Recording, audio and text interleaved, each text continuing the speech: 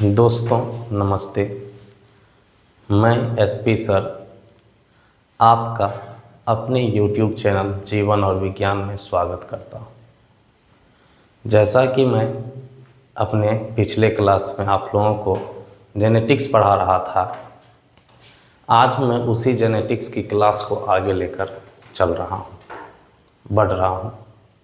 आइए देखते हैं।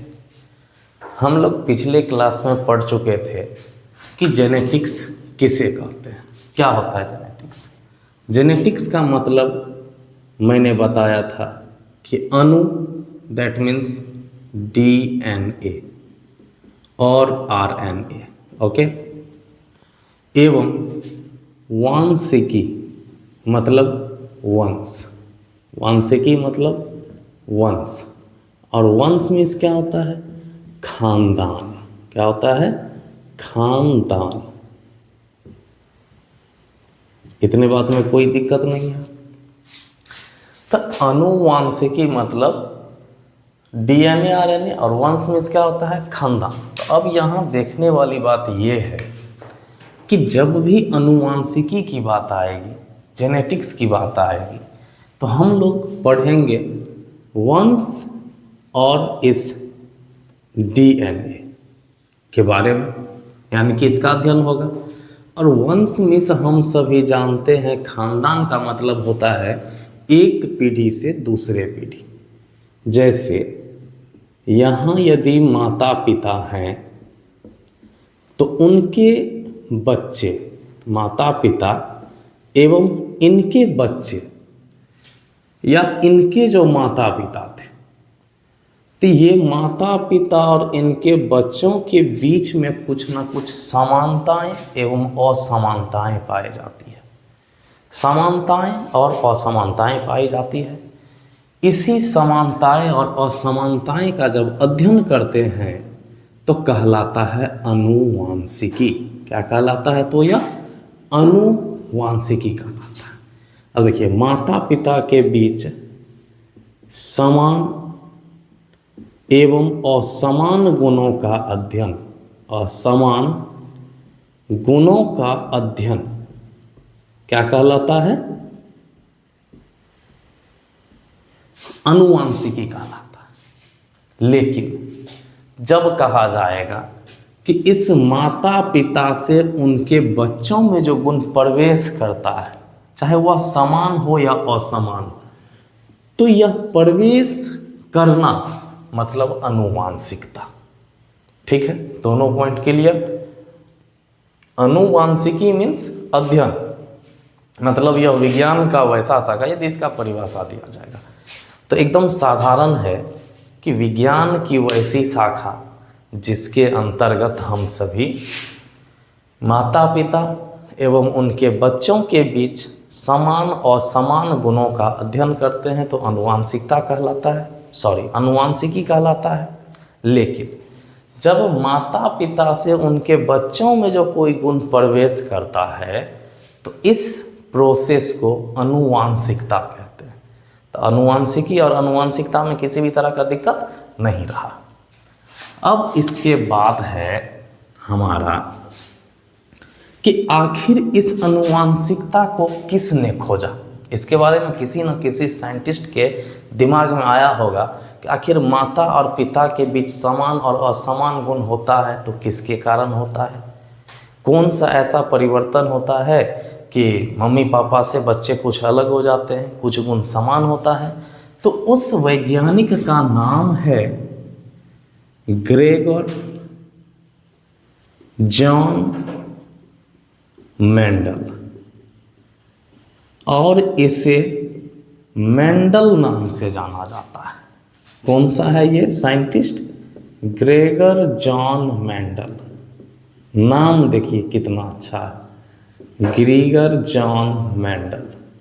तो इस नाम को याद रखेंगे क्योंकि अनुवांशिकी का जनक भी इसे ही कहा जाता है। ग्रेगर जॉन मेंडल को अनुवांशिकी का जनक भी कहा जाता है। चलिए एक बात और सीखे कि इनका जनक कौन है, अनुवांशिकी का, मेंडल है। ग्रीगर John Mendel is the father of genetics. Okay, तो अब कहा जा रहा है कि यह ग्रीगर जॉन मेंडल जो कि आनुवांशिकी के जनक हैं, इन्होंने इसका अध्ययन कहाँ किया, किस पर किया? तो सबसे पहले ग्रीगर जॉन मेंडल के बारे में जानिए कि इसका जन्म 1822 ईस्वी में हुआ और 1884 ईस्वी में ये इनका मृत्यु हो गया। यानी कि इनका जन्म कब हुआ? 1822 ईस्वी में, जबकि 1884 ईस्वी में इनकी मृत्यु हो गई। ठीक, दोनों एक साथ लिख दिए, जन्म एवं मृत्यु, तो याद रहेगा। इसके बाद यह अपने उम्र में किसी मठ में फादर के रूप में, यानी कि मठासीन या पंडित या उस आश्रम के जो मेन गुरु होते हैं उनके रूप में यह अपना कार्यभार संभाले, और उसी मठ में यह गार्डन पीपर, जिसको कहते हैं बगीचे के मटर पर, अपना एक्सपेरिमेंट किए, अपना प्रयोग किए। और यह प्रयोग इनका 1857 ईस्वी से 1863 ईस्वी तक इनका यह प्रयोग चला। और जब इन्होंने प्रयोग किया तो यह पाए कि जब भी यह आनुवांशिकता का अध्ययन कर रहे थे, यानी कि हाइब्रिडाइजेशन करवा रहे थे, संकरण करवा रहे थे, हाइब्रिडाइजेशन करवा रहे थे, हाइब्रिडाइजेशन करवा रहे थे, संकरण करवा रहे थे, तो हमेशा इससे एक प्रकार का रिजल्ट आता था, एक ही परिणाम आता था। तो इसने इसके हाइब्रिडाइजेशन के आधार पर कुछ नियम दिए, जिन्हें हम लोग मेंडल्स नियम के नाम से जानते हैं। क्या कहते हैं? मेंडल के आनुवांशिकता का नियम। क्या कहा जाता है? मेंडल के आनुवांशिकता का नियम। ओके,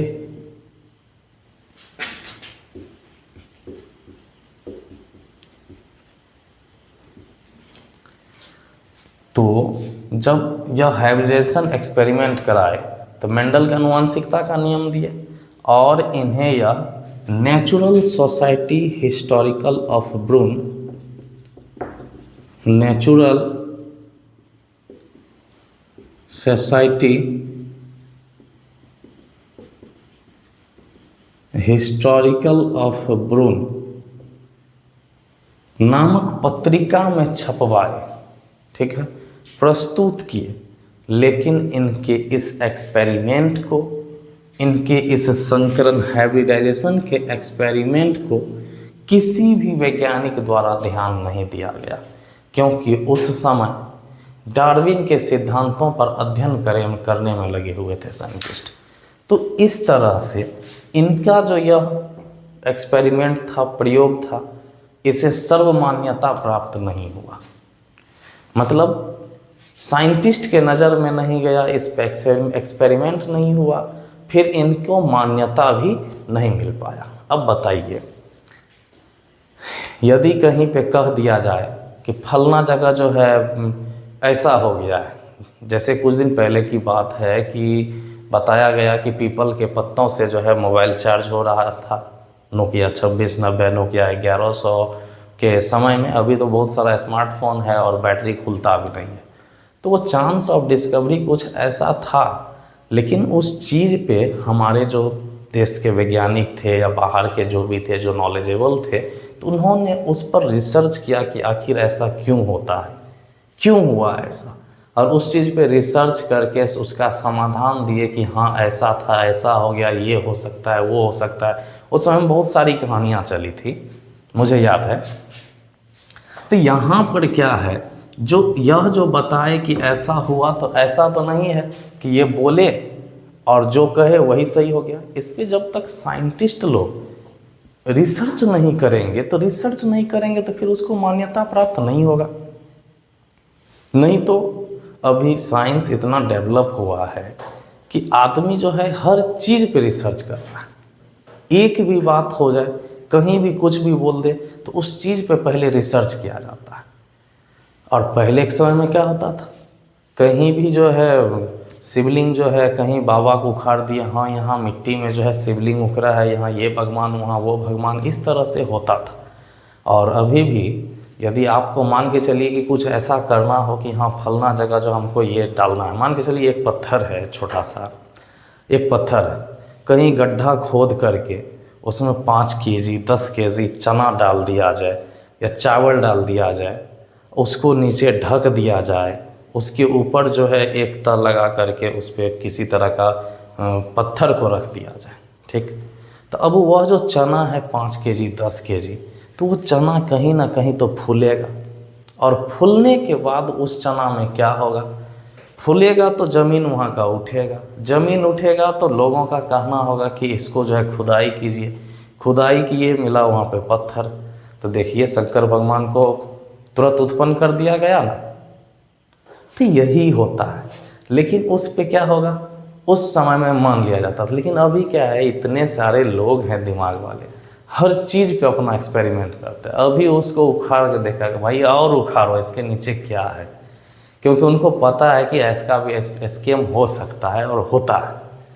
तो इस आधार पर यहाँ पर क्या है कि ये जो मेंडल साहब थे, जब इन्होंने अपना एक्सपेरिमेंट किया और उसे उस बुक में छापा, पत्रिका में छपवाए और उसको बांटे या बैठक में प्रस्तुत किए, तो इनकी बातों पे ध्यान नहीं गया, इसलिए इसे सर्वमान्यता यानी कि सर्व विश्वव्यापी मान्यता प्राप्त नहीं हुआ, मान्यता प्राप्त नहीं हुआ। इसके बाद इन्होंने अपना एक्सपेरिमेंट करके और 1884 ईस्वी में इनकी मृत्यु हो गई। जब मृत्यु हो गई तो यह चीज़ इसका दब गया, ख़त्म हो गया, इस चीज़ को फिर कोई देखने वाला नहीं था। लेकिन इसके बाद फिर 1900 ईस्वी में 3 साइंटिस्ट, 3 वैज्ञानिक, कौन कौन थे तो मैं बता रहा हूँ, कार्ल कॉरेंस,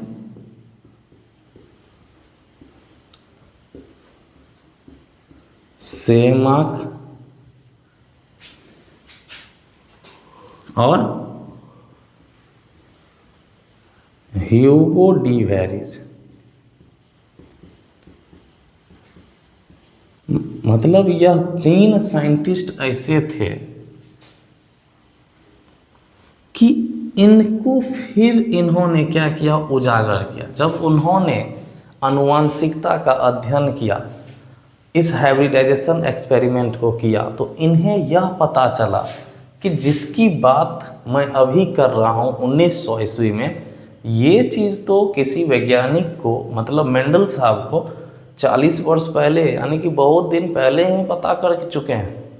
और फिर इन्होंने इस चीज़ को, इन साइंटिस्ट ने अपने नाम के ऊपर न लेकर इन्होंने इनके नाम को उजागर किया कि मेंडल साहब इस चीज़ को बहुत दिन पहले ही कर गए हैं। फिर उसके अध्ययन को किया गया उनके पत्रिका के द्वारा, उनके नोट्स के द्वारा। इसीलिए इस वैज्ञानिक को रीडिस्कवरर COVER मतलब पुनः खोजकर्ता के नाम से जाना जाता है, पुनः खोजकर्ता के नाम से जाना जाता है।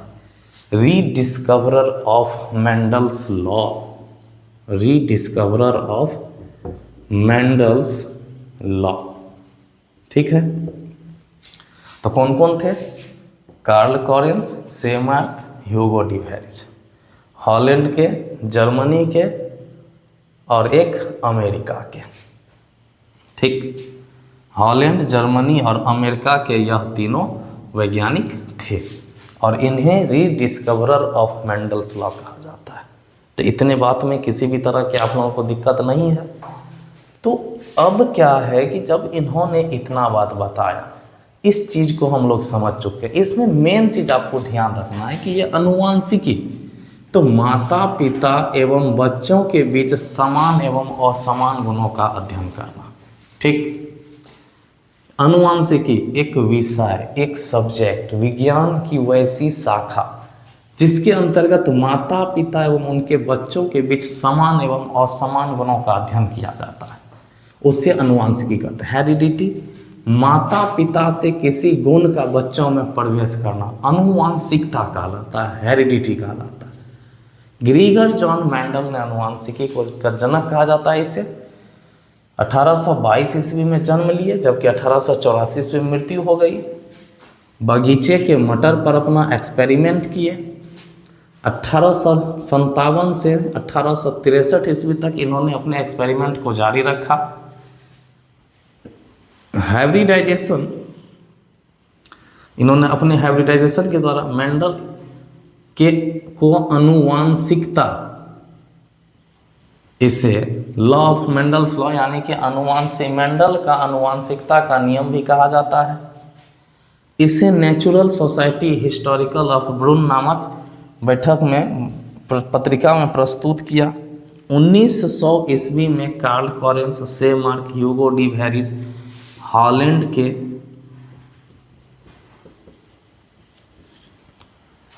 के, इसके बाद ये जर्मनी के और अमेरिका के, इस तीनों ने इस चीज़ को 1900 ईस्वी में पुनः उजागर किया। इसीलिए इसे पुनः खोजकर्ता ऑफ मेंडल्स लॉ या अनुवांशिकता का पुनः खोजकर्ता कहा जाता है। इतने बात में आपको कोई दिक्कत नहीं है। अब मैं आपको आगे यह बताता हूँ कि आखिर यह हाइब्रिडाइजेशन है क्या, संकरण है क्या। संकर, स अनुस्वार कर संकर, यहाँ देखिए आपको जरा मैं हिंदी में लेके चलूँ एक बार। स अनुस्वार कर संकर और तालब स अनुस्वार कर संकर। तो ये जो संकर है ये है हमारे ईश्वर भगवान वाले हैं। लेकिन यह जो संकर है तो इस संकर को कहा जाता है कि दो विपरीत गुण वाले का जो जीव होता है, विपरीत गुण वाले से जो जीव उत्पन्न होता है उसे हम लोग संकर नस्ल कहते हैं। एक अच्छा क्वालिटी और एक हल्का दब क्वालिटी, माने एक वांछित और दूसरा अवांछित गुणों से के मिलने से जो नया जीव उत्पन्न हुआ है उसे कहते हैं संकर नस्ल। ठीक है, ओके। चलिए अब हम लोग पढ़ते हैं हाइब्रिडाइजेशन के बारे में।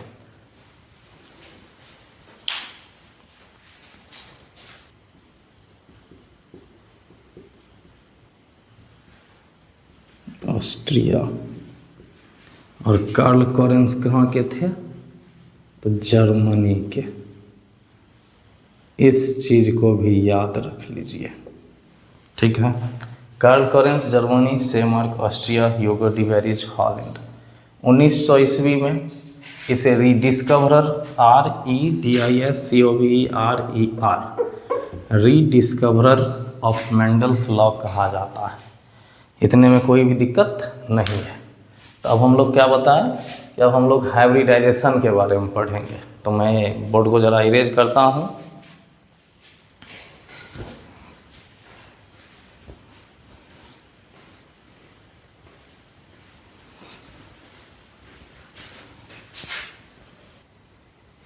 तो चलिए, जिस हाइब्रिडाइजेशन के बारे में मैं आज बताने वाला था, अब मैं उसे अगले क्लास में बताऊंगा और फिर उसे मैं वीडियो के माध्यम से आप लोगों तक पहुंचाऊंगा।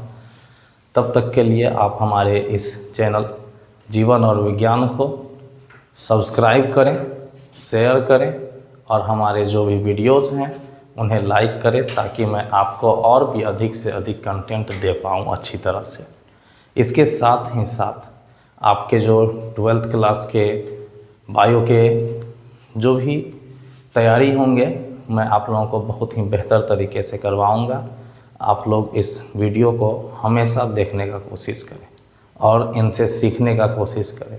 और जैसे ही आपका ये जेनेटिक्स हाइब्रिडाइजेशन होगा, monohybrid cross, dihybrid cross, इसके कुछ नियम है वो बताऊंगा।